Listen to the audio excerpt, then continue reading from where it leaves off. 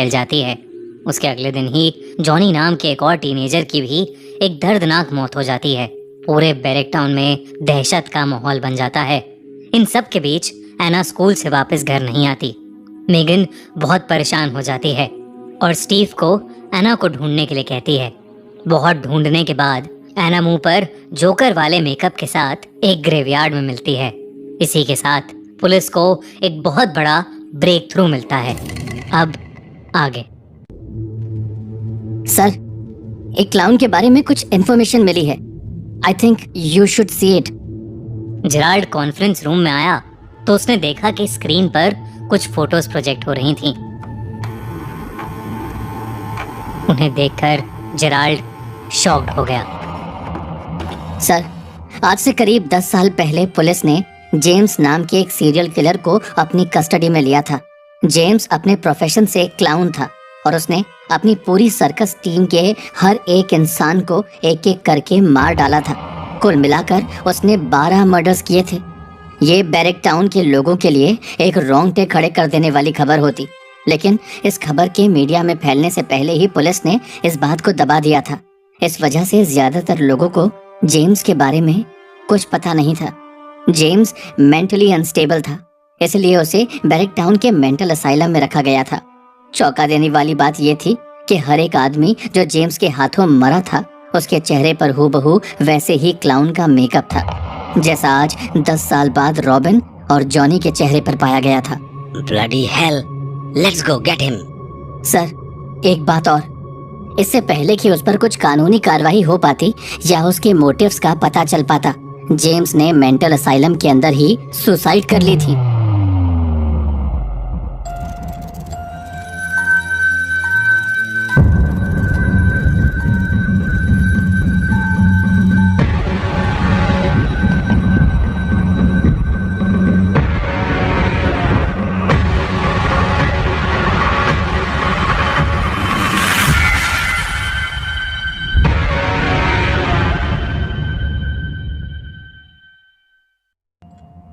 उस रात जब ऑफिसर जेराल्ड को जेम्स के बारे में पता चला तो उसके दिमाग में बस एक सवाल था कि जेम्स मर चुका था तो अब ये सब कौन कर रहा है। जेराल्ड ने अपनी टीम के सभी लोगों को जेम्स के बारे में छोटी से छोटी इंफॉर्मेशन ढूंढ निकालने का ऑर्डर दिया। साथ ही जेराल्ड ने बैरेक टाउन के कमिश्नर से स्पेशल ऑर्डर्स लेकर पूरे बैरेक टाउन में सिक्योरिटी फोर्स को और बढ़वा दिया था।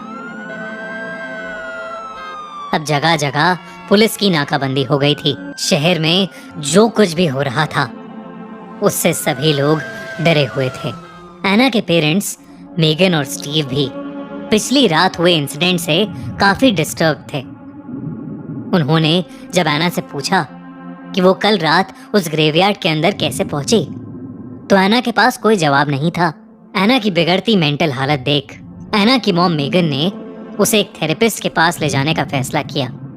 डॉक्टर रीटा बैरेक टाउन की एक रेनाउंड चाइल्ड थेरेपिस्ट थी। वैसे तो वो उस दिन छुट्टी पर थी, पर एना के पेरेंट्स की स्पेशल रिक्वेस्ट पर उन्होंने एना को अपने होम क्लिनिक पर ही बुला लिया था। मेगन ने एना को स्कूल से पिकअप किया और वो दोनों सीधा डॉक्टर रीटा की होम क्लिनिक पर चले गए। जब वो वहां पहुंचे तो एना ने अपने हाथ में वो क्लाउन डॉल ली हुई थी। मेगन ने एना को वो क्लाउन डॉल अंदर ले जाने से मना कर दिया और उस डॉल को वापस गाड़ी में रखकर वो दोनों अंदर चले गए। मेगन एना को डॉक्टर के रूम में छोड़कर बाहर आकर वेटिंग एरिया में बैठ गई। हेलो एना, मैं रीटा हूँ और मैं लोगों की मदद उन चीजों में करती हूँ जिन्हें वो शायद खुद समझ नहीं पाते। क्या तुम मुझसे शेयर करना चाहोगी कि तुम उस ग्रेवयार्ड में क्यों गई थी? एना ने डॉक्टर की तरफ आंख उठाकर भी नहीं देखा। वो बस चुपचाप बैठी जमीन को देखती रही। डॉक्टर रीटा फिर से एना से बात करने की कोशिश करने लगी। एना, तुम मुझसे कोई भी बात कर सकती हो, मुझे अपना दोस्त समझ सकती हो। स्कूल में तुम्हें कोई परेशान तो नहीं करता? डॉक्टर का ये सवाल सुनते ही शांत बैठी एना की आंखें बड़ी हो गईं। उसने डॉक्टर रीटा को देखा और उसके चेहरे पर हल्की सी हंसी आ गई। एना बोली, करते थे कुछ सीनियर्स, पर अब नहीं करेंगे। देखो एना, मैं समझती हूँ कि तुम्हारी एज में कभी कभी तुम अकेला भी महसूस कर सकती हो, पर आपसे किसने कहा कि मैं अकेली हूँ? डॉक्टर रीटा की एना से बात करने की सभी कोशिशें बेकार हो रही थीं। कुछ देर और ट्राई करने के बाद डॉक्टर रीटा ने एना को एक चॉकलेट दी और उसे बाहर भेजकर मेगन को अंदर बुला लिया। वो दोनों आपस में बात करने लगे, लेकिन रूम का दरवाजा हल्का सा खुला हुआ था। अंदर हो रही सारी बातें एना को भी सुनाई दे रही थीं। मैंने कुछ मेडिसिन प्रिस्क्राइब की हैं। बाकी डरने की कोई बात नहीं है, वो जल्दी ही ठीक हो जाएगी। डॉक्टर रीटा की इस बात को सुनकर एना को शायद बिल्कुल भी अच्छा नहीं लगा था, पर वो कुछ बोली नहीं और चुपचाप अपनी मॉम मेगन के साथ जाकर कार में बैठ गई। कार की बैक सीट पर उसकी एक क्लाउन डॉल पड़ी थी। जब एना की नज़र कार के रियर व्यू मिरर पर पड़ी तो उसे ऐसा लगा कि जैसे वो डॉल एना को ही देख रही हो और उससे कुछ कहना चाह रही हो। एना की मॉम वापस जाने के लिए कार स्टार्ट करने ही वाली थी कि तभी एना ने अपनी मॉम से कहा कि वो अपना बैग डॉक्टर के रूम में भूल आई है। एना कार से उतरी, बैक सीट से अपनी क्लाउन डॉल उठाई और उसने अपनी मॉम को बोला कि वो बस अभी आ रही है। एना उस क्लाउन डॉल को अपने हाथ में लिए डॉक्टर रीटा की होम क्लिनिक के अंदर चली गई। क्या हुआ बेटा? एना कुछ नहीं बोली और सीधा अपने स्कूल बैग की तरफ आगे बढ़ी। उसने अपने बैग से एक कैंची निकाली और सीधा डॉक्टर रीटा की गर्दन में घुसा दी। डॉक्टर रीटा दर्द से कर्रा उठी, लेकिन उस दिन उनका पूरा स्टाफ छुट्टी पर था। उनकी आवाज सुनने वाला वहां कोई नहीं था। एना बार बार उस कैंची से डॉक्टर रीटा की गर्दन को स्टैब करने लगी। डॉक्टर रीटा अपनी बेबसी में बस एना के चेहरे को सुन्न होकर देख रही थी। खून की छींटें एना के मुंह पर जा रही थीं, लेकिन एना रुक ही नहीं रही थी। एना पागल हो चुकी थी। मुझे ठीक करेगी तू?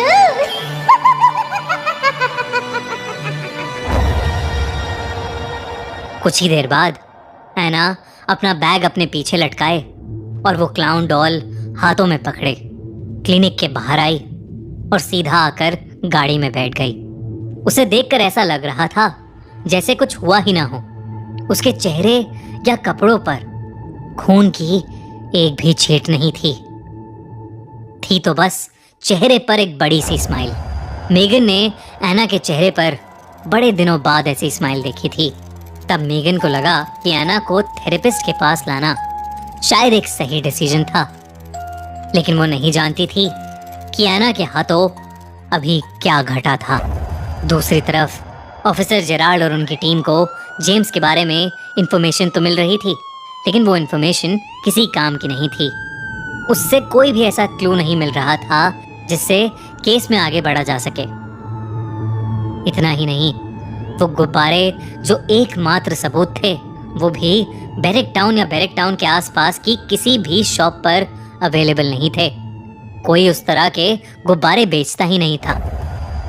पुलिस के पास कोई क्लू नहीं था और शहर में एक और मर्डर हो चुका था, लेकिन इस बार किसी टीनेजर का नहीं, बल्कि शहर की एक रेनाउंड थेरेपिस्ट डॉक्टर रीटा का। अगली सुबह जब डॉक्टर रीटा की केस फाइल ऑफिसर जेराल्ड के पास आई तो जेराल्ड ने देखा कि डॉक्टर रीटा के चेहरे पर भी सेम वैसा ही क्लाउन मेकअप है।